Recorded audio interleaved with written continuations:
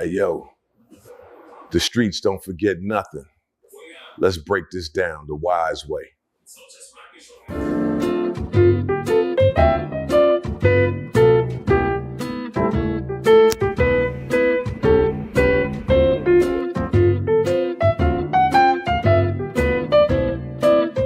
It's been just over a year since 18-year-old Chyna Forney was shot and killed on Essex Street in Albany. To honor her, the street where she was killed now bears her name. Jonathan Hunter is live at what is now known as Chyna Forney Way. Jonathan.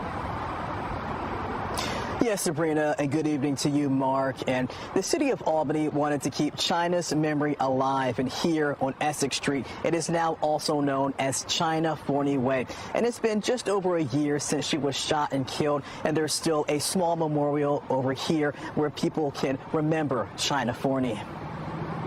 This is 18-year-old Chyna Forney, just 48 hours before someone she called family would gun her down in broad daylight. Look at that smile. Look at how she holds her loved ones. She has no idea that someone in this very circle, someone who had shared countless meals at their dinner table, someone who went on family outings with them, would soon become her killer. Before I tell you about the family friend who shattered every bond of trust, I need to warn you about what happened when her heartbroken family faced him in court. His reaction was so cold, so calculated, that even the seasoned judge couldn't hide his disgust. Sir, we're not trying the case. The case has been tried. The jury was convinced beyond a reasonable doubt. Sir, you can't talk at the same time as I talk because the stenographer is going to take down my words. If you want your words recorded, you can't try to talk over me.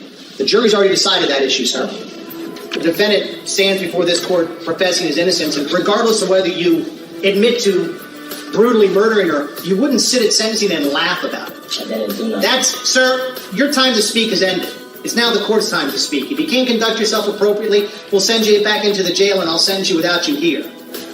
Here's the bottom line, sir. Anyone with a shred of human decency would not sit in the courtroom and laugh at the sentencing. One more time, Mr. Mills, let your client know I'm about to send him back into the holding cells.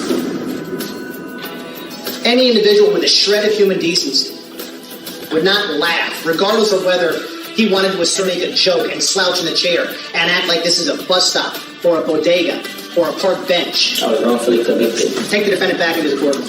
Or back into the holding cells. He actually laughed during the victim impact statements. He smirked while her mother cried. This isn't just another murder case. This is about the complete destruction of trust, about how evil can hide behind a familiar face, and about a family who welcomed a monster into their home. If you're ready for a story that will make you question everyone you trust, hit that like button right now. And make sure you're subscribed with notifications on, because stories like this need to be told. Comment below, have you ever been betrayed by someone you trusted completely? Let me know your story, because after hearing what happened to Chyna, you'll understand why trust should never be given lightly. Albany, New York. January 11, 2003. The Forney family welcomed a baby girl who would change their world forever. Chyna Forney entered this world with a spark that everyone could see from day one. Born to Shannon Forney, she would grow up knowing the love of a mother who believed in her potential and the memory of her late father, Michael Anderson Sr., whose legacy lived on through her determination. The household was full of life with siblings Najiri, Navian, and Michael Anderson Jr. surrounding their sister with the kind of bond that only comes from shared dreams and struggles. But Chyna wasn't just blessed with one loving parent, two remarkable men stepped into her life as father figures. Patrick Dozier and Kareem Birthright became the guiding forces who would help shape the young woman she was destined to become. Even as a toddler, Chyna commanded attention when she walked into a room. Her infectious laugh could lift anyone's mood, and there was something about the way she carried herself that made people take notice. She wasn't just confident, she was magnetic. While other children her age were content to follow, Chyna was already showing signs of someone born to lead. Her educational journey began at Arbor Hill Elementary School, where teachers quickly recognized they had someone special in their classrooms. Chyna wasn't the child who sat quietly in the back row. She asked questions that made her teachers think harder about their answers. She volunteered for everything and approached each task with an enthusiasm that was contagious among her classmates. The transition to Hackett Middle School marked a turning point in China's development. These were the years when many young people struggled to find their identity, but Chyna seemed to know exactly who she was becoming. Her confidence grew stronger with each passing semester, and she began taking on responsibilities that would have overwhelmed other students her age. Teachers at Hackett remember a student who didn't just complete assignments, she elevated them. When given a project, Chyna would go beyond the requirements, not for extra credit, but because excellence was becoming her standard. Her academic achievements weren't just impressive numbers on a report card, they reflected a young woman who understood that education was her pathway to something greater. Albany Leadership Charter High School for Girls became the stage where Chyna's true potential would shine brightest. This institution, dedicated to developing young women into leaders, found in Chyna everything they hoped their students could become. Her teachers didn't just see a student, they witnessed the emergence of someone who would inspire others long after graduation. The academic environment challenged Chyna in ways she had never experienced, but challenges only seemed to fuel her determination. She approached her studies with the same intensity that would later define her athletic achievements. Chyna's introduction to athletics came through the Just Run program, where her natural speed and endurance caught the attention of coaches immediately. Running wasn't just exercise for Chyna, it became a form of expression. When she hit the track, something transformed in her demeanor. The same girl who brought joy to every room now brought fierce competition to every race. Her dedication to both indoor and outdoor track teams at Albany Leadership Charter set a new standard for what it meant to be a student athlete. Chyna didn't just show up for practice, she arrived early and stayed late. She studied technique, analyzed her performance, and constantly pushed herself to improve. Coaches found themselves learning from her work ethic as much as they were teaching her. The athletic scholarships that began materializing weren't just recognition of her speed, they acknowledged the leadership she demonstrated every time she stepped onto the track. Younger athletes looked up to her not just because she could run faster, but because she showed them what dedication looked like in action. In 2013, at just 10 years old, Chyna made a decision that would define much of her teenage years. She joined the Tone-Setter Step team, entering a world where precision, creativity, and teamwork would test every aspect of her character. Most children her age were still figuring out basic coordination, but Chyna was already mastering complex routines that demanded both physical skill and artistic vision. By 2017, her teammates had seen enough. They didn't just vote Chyna as captain because she was talented, they chose her because she had earned their trust and respect. As the youngest captain in the team's history, she faced skeptics who wondered if someone so young could handle such responsibility. Chyna answered those doubts by composing steps and chants that pushed the entire team to new levels of performance. The creativity she brought to choreography revealed another dimension of her talents. While other captains might rely on established routines, Chyna created original movements that told stories through dance. Her team members didn't just follow her lead, they trusted her vision completely. In 2015, Chyna expanded her artistic horizons by joining the Too Hot For You dance team. The transition from step to dance required her to develop entirely new skills, but by 2016, she had earned the captain position here as well. Her fearless attitude in dance battles became legendary among her peers. When other dancers might back down from challenging opponents, Chyna saw an opportunity to showcase everything she had learned. Her teammates called her sister not because of blood relations, but because of the genuine care she showed for each person on both teams. Chyna understood that being a captain meant more than calling out moves, it meant creating an environment where everyone could discover their own potential. At 14, Chyna was already earning her first paycheck through Albany's summer youth program. The decision to work wasn't driven by family financial necessity, it reflected her understanding that success required taking action toward her goals. The transition to McDonald's might have seemed like just another teenage job, but Chyna approached it with the same intensity she brought to everything else. She studied the systems, learned every position, and demonstrated reliability that caught management's attention immediately. Her promotion to manager position wasn't just about tenure, it reflected leadership skills that were already well developed. Balancing work responsibilities with school demands and team obligations would have crushed most students, but Chyna found ways to excel in all three areas. Her family watched with pride as she managed schedules that would challenge adults twice her age. Her college dreams centered on becoming a traveling nurse, a career that would combine her desire to help others with her love of new experiences. When Chyna talked about her future, everyone around her believed she would achieve everything she envisioned. Her achievements weren't just impressive for someone her age, they were extraordinary by any standard. What do you think made Chyna such a natural leader at such a young age? Share your thoughts in the comments below. But before Chyna could reach her dreams, she was living in a city where violence had become commonplace. Albany, New York's capital, might seem like a safe government town, but the statistics tell a different story. With a crime rate of 367.8 per 100,000 people, it ranks among New York's most dangerous counties. For young people growing up in certain neighborhoods, gunfire wasn't unusual. Drive-by shootings happened regularly. The sound of sirens had become background noise to daily life. In areas like Essex Street, where Chyna would eventually lose her life, residents had grown accustomed to yellow police tape and memorial candles. Too many mothers had buried their children. What made this environment particularly dangerous was how violence spread through social networks. Young men with access to illegal weapons settled disputes with bullets instead of words. Conflicts that should have ended with heated arguments escalated into deadly confrontations. And innocent people, walking home from school or visiting family, found themselves caught in the crossfire. Albany's law enforcement struggled to keep pace with the violence.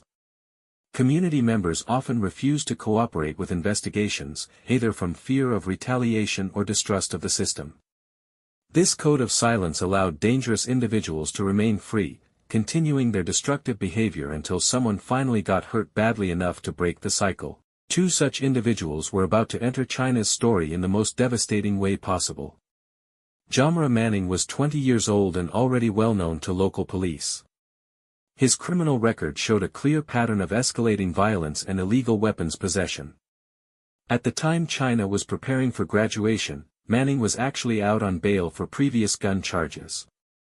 The system had given him another chance, and he was using that freedom to plan more violence.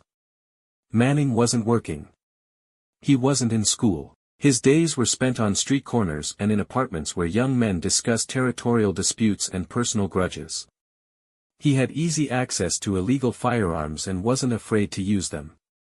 Previous arrests hadn't deterred him, if anything, they seemed to fuel his sense of invincibility. But Manning wasn't acting alone. His partner in the crimes that would destroy the Forney family was someone far more dangerous because of his ability to hide his true nature. Alvin Foy III was also 20 years old, but unlike Manning, Foy had managed to present himself as trustworthy. He had a gift for making people comfortable around him. He could laugh at family jokes, show interest in children's school projects, and make parents believe he was a positive influence on their community. This ability to blend in and gain trust made Foy incredibly dangerous. While Manning looked like the kind of young man parents might warn their children about, Foy could walk into their homes and share their meals without raising any suspicions. Somehow, Foy had worked his way into the Forney family's inner circle. He wasn't just an acquaintance who nodded politely when they passed on the street. He was someone they invited to dinner. Someone they included in family outings. Someone they trusted enough to have around their daughter. The exact timeline of how this relationship developed isn't clear, but what we know is that Foy had spent considerable time building these connections. He understood family dynamics. He knew who Chyna was close to, where she went to school, what her routines looked like. All of this information would later prove valuable in the most horrific way. The Forney family's trust in Foy was complete and genuine. When Chyna Forney later spoke in court, her words revealed the depth of this betrayal. "You came and ate dinner with us. You went out with us multiple times. We expected better from you." These weren't casual interactions. Foy had sat at their kitchen table, probably complimented Shannon's cooking, maybe helped clear dishes afterward. He had joined them for outings. He had positioned himself as someone who cared about the family's well-being. During these visits, Foy would have seen family photos on the walls, heard conversations about Chyna's college plans, witnessed the love and pride her relatives felt for her accomplishments. He watched this bright young woman prepare for graduation and plan her future as a nurse. And somehow, none of that humanity registered with him when he later made his deadly choices. The family's trust in Foy was so complete that they never questioned his presence in their lives. They never wondered why a young man his age was so interested in spending time with their family. They saw his attention as evidence of good character, not realizing it might be surveillance. This brings us to a crucial question: how can families protect themselves from people who pretend to be friends? What red flags should we watch for when someone seems too eager to become part of our inner circle? Share your thoughts in the comments. Your insights might help another family avoid this kind of tragedy. While Foy was building relationships with the Forney family, he was also deepening his criminal partnership with Manning. These two young men had found each other and discovered they shared a willingness to use violence to solve problems. Their collaboration wasn't limited to the shooting that would claim Chyna's life. On March 12, 2021, just weeks before the fatal incident, Manning and Foy had already demonstrated their capacity for violence. They shot a 27-year-old man, hitting him in both the hand and shoulder. This victim survived, but the incident showed that both men were comfortable pulling triggers and causing serious harm. The March shooting should have been a warning sign to law enforcement and the community. Two young men with access to illegal firearms had already proven they would use them against human targets.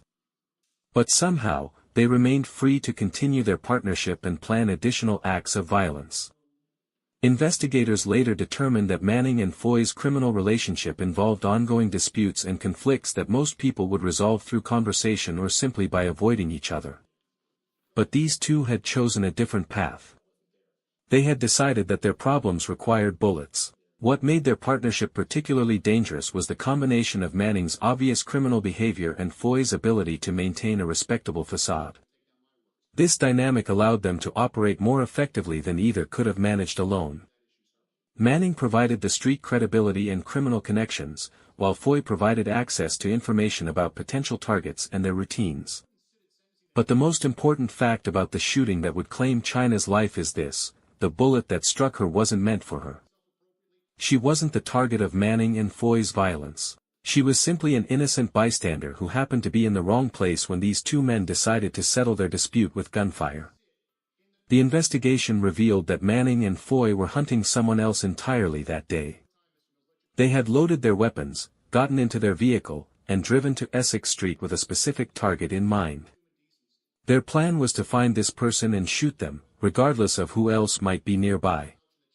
This detail makes Chyna's death even more senseless and tragic.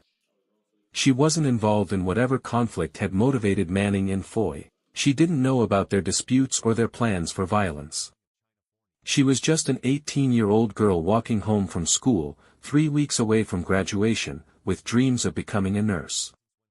The randomness of her involvement in this tragedy highlights how gun violence spreads beyond its intended targets. When people decide to settle conflicts with weapons, innocent bystanders become casualties. Families are destroyed by bullets meant for someone else.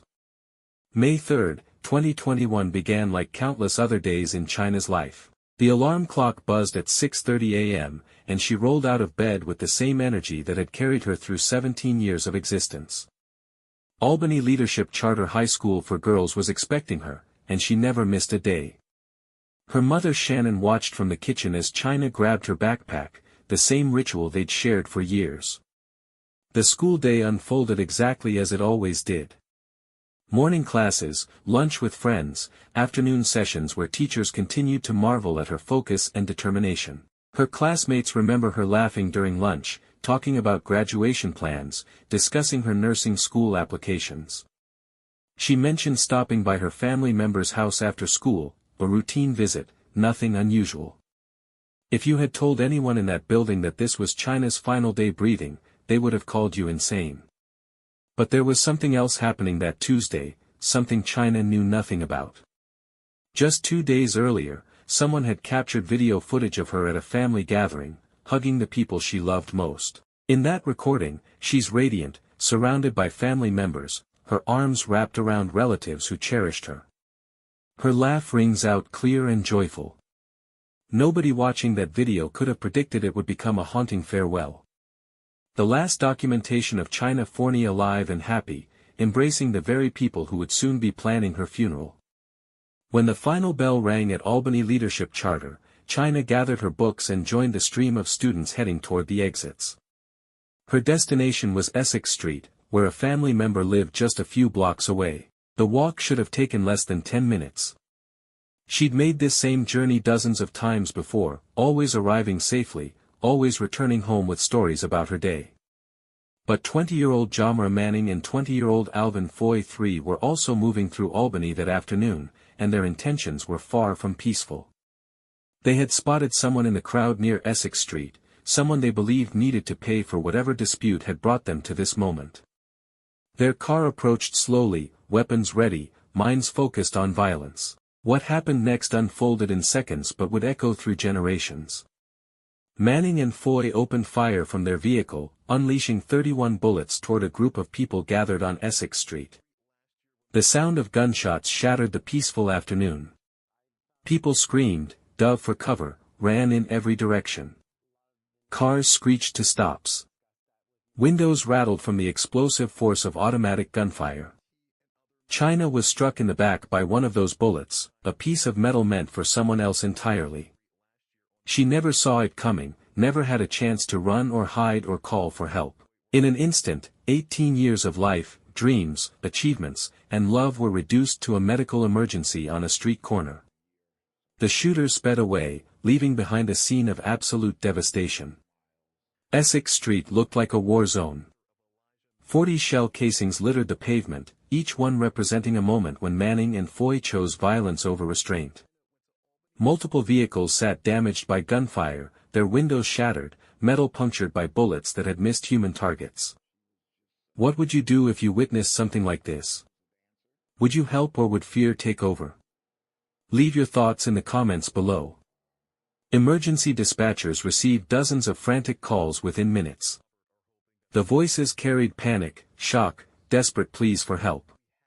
Albany's emergency response system mobilized immediately, sending police cars, ambulances, and paramedics racing toward the scene. First responders arrived to find Chyna unconscious and bleeding heavily. EMTs worked frantically to stabilize her condition before loading her into an ambulance bound for Albany Medical Center. Every second mattered. Every heartbeat counted. The medical team fought desperately to save a life that had barely begun to unfold. Meanwhile, someone had to call Chyna Forney and tell her that her daughter, her bright, talented, beloved daughter, had been shot and was fighting for her life in surgery. No parent should ever receive such a call. No family should ever face such devastating news. Essex Street became a crime scene requiring hours of meticulous investigation. Detectives photographed evidence, collected shell casings, and interviewed everyone who had witnessed the shooting. The forensic team worked methodically, knowing that every detail could prove crucial in bringing justice for Chyna. Word spread quickly through Albany's tight-knit community. Students at the Leadership Charter School learned their classmate was in critical condition. Her teammates from the step team and dance squad gathered to pray and hope. Teachers who had watched her grow from freshman year to senior year struggled to comprehend how such senseless violence could strike someone so full of promise. Flowers began appearing on Essex Street before investigators had finished processing the scene. Candles flickered in the growing darkness. Handwritten notes from friends and strangers expressed grief, love, and disbelief. The spontaneous memorial grew throughout the evening as more people learned about the shooting. But all the prayers, all the medical expertise, all the love in the world couldn't undo what Manning and Foy had done. Chyna's injuries were too severe. Her body couldn't recover from the trauma. The graduation ceremony she had worked toward for 12 years would happen without her. The aftermath of Chyna's shooting left Albany police facing one of their most challenging investigations. Essex Street had become a crime scene littered with over 40 shell casings, but finding someone willing to talk proved nearly impossible. Detective Steve Smith knew they were fighting an uphill battle. The community had seen too much violence, suffered too many losses, and trust between residents and law enforcement had eroded to dangerous levels. "We need the community to work with us," Smith pleaded during press conferences. This is real life that we're dealing with, not a TV reality show. We need them to provide information when it comes to these types of incidents. But his words fell on deaf ears. Families who had lost loved ones to street violence understood the code of silence wasn't just about loyalty, it was about survival. Speaking up meant becoming the next target. Days stretched into weeks with no substantial leads. Phone tips came in sporadically, but most were dead ends or too vague to pursue. The investigation team reviewed security footage from nearby businesses, canvassed the neighborhood multiple times, and analyzed ballistic evidence, but the shooters seemed to have vanished without a trace. Chyna's family watched helplessly as their daughter's case appeared to stall, their grief compounded by the frustrating lack of progress. The breakthrough came from an unexpected source. Elijah Missionary Baptist Church, where Bishop Avery Compton presided, stepped forward with a substantial reward offer. $10,000 for information leading to an arrest, a significant sum that caught the community's attention. The reward changed everything. Within days of the announcement, the police department's tip line began ringing with credible information. Multiple callers provided crucial details about the shooting, including descriptions of the vehicle used and potential suspects. The investigation team suddenly had more leads than they could process, but among them were golden threads that would lead directly to the perpetrators. Forensic analysis of the shell casings revealed ballistic matches to another shooting that had occurred just 8 weeks earlier. On March 12, a 27-year-old man had been wounded in what appeared to be a targeted attack. The same weapons used in that incident had been fired on Essex Street the day Chyna died. This connection opened up an entirely new avenue of investigation and provided investigators with additional suspects to examine. The arrest warrants came together quickly once the pieces started falling into place. Jahmere Manning, 20 years old with a history of weapons charges, was identified as one of the shooters. But the second name on the warrant sent shockwaves through everyone who knew Chyna's family. Alvin Foy III, the trusted friend who had shared countless meals at their dinner table, who had been welcomed into their home like family, who had laughed and celebrated with them, was about to be exposed as her executioner. When the arrests went down, Manning was taken into custody without incident. He had been expecting this moment, his criminal history suggesting he knew the streets eventually caught up with everyone.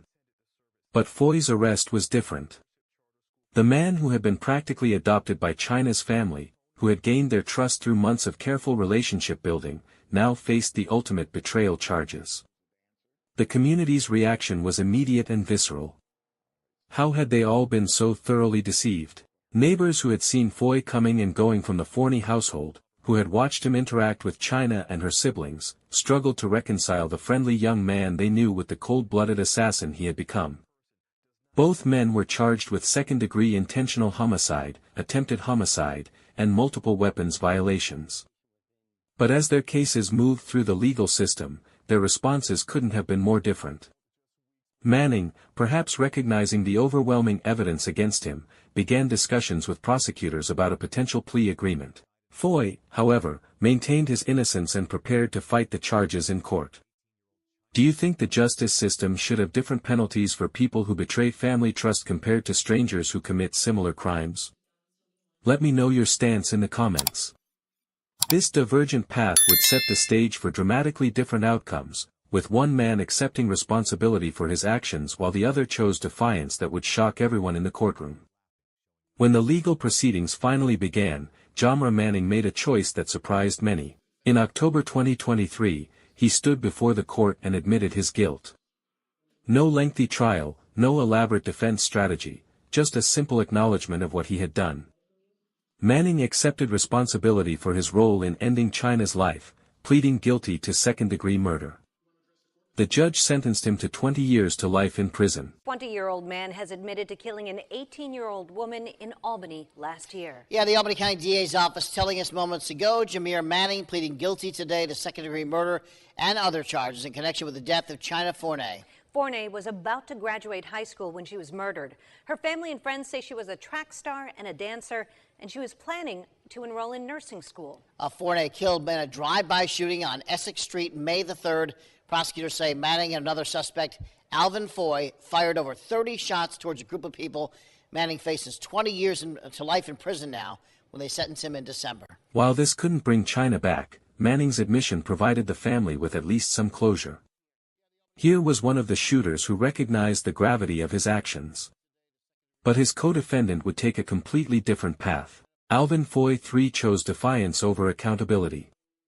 In April 2023, after a full trial where evidence overwhelmingly pointed to his guilt, a jury convicted him of second-degree murder.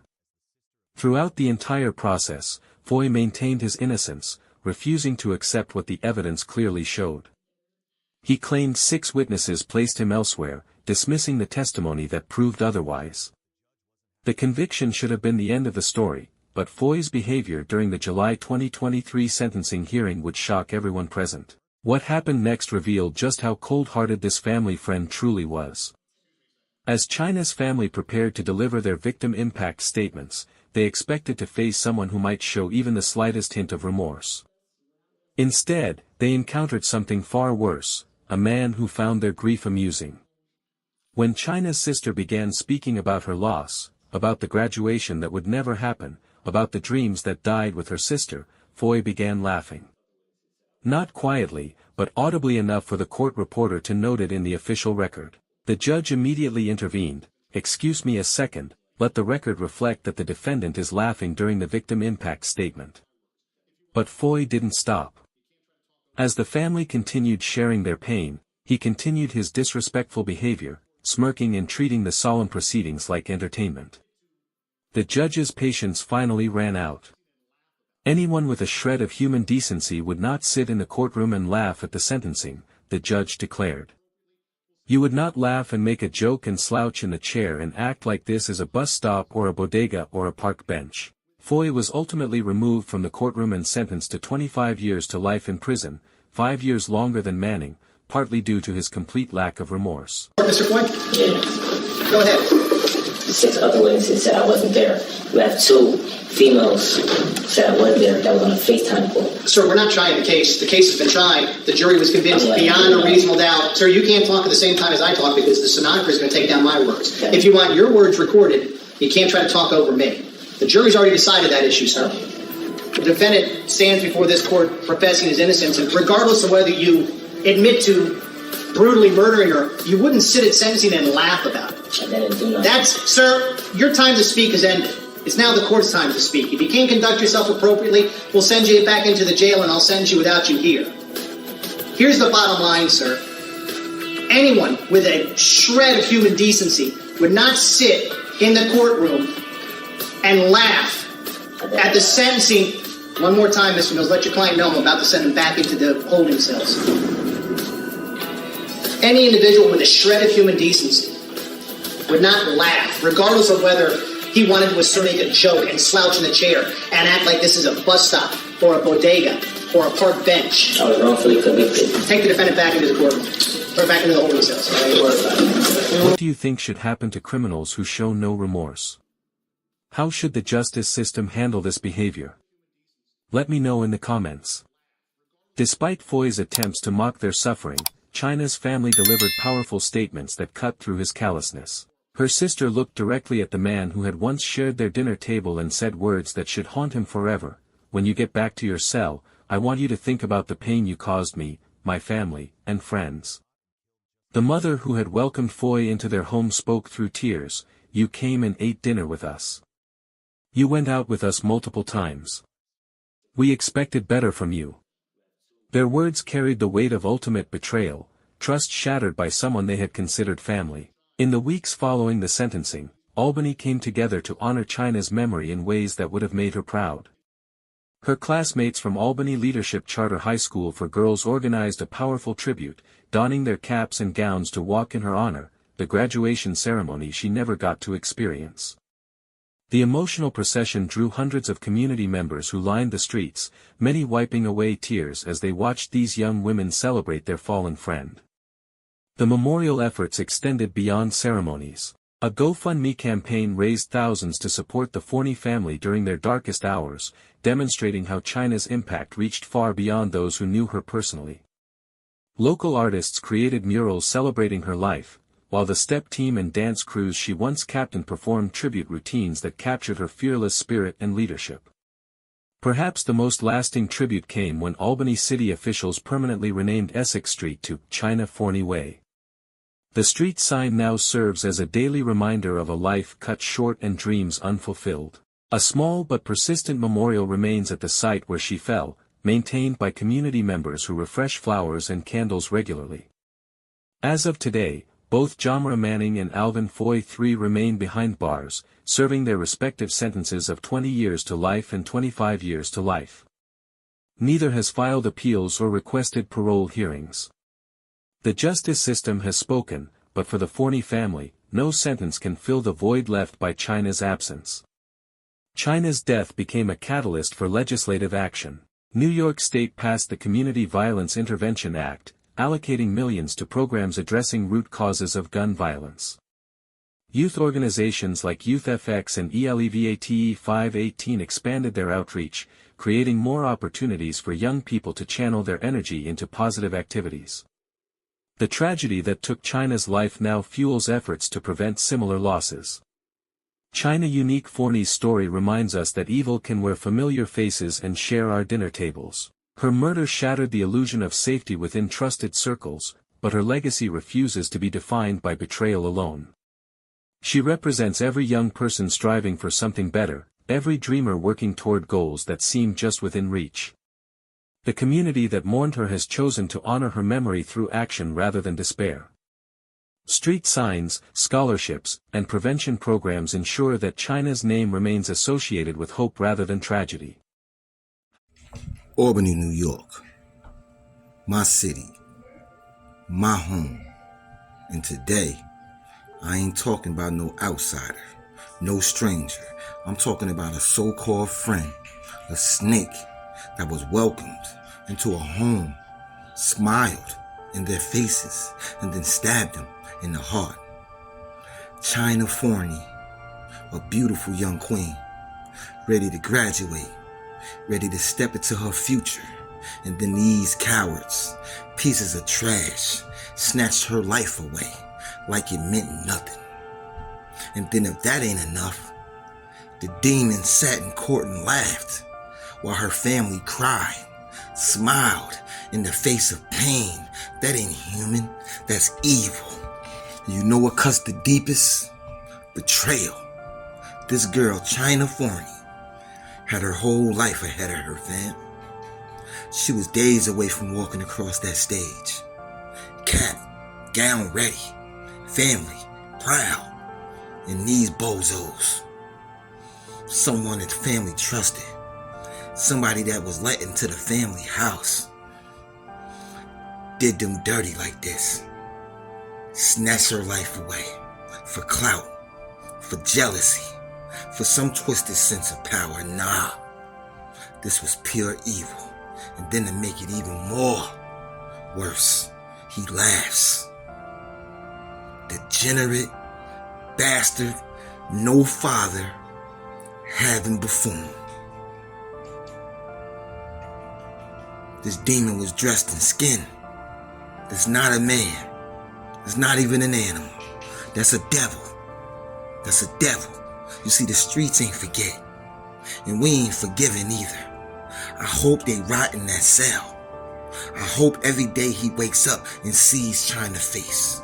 I hope every day he wakes up and hears the screams of her mother.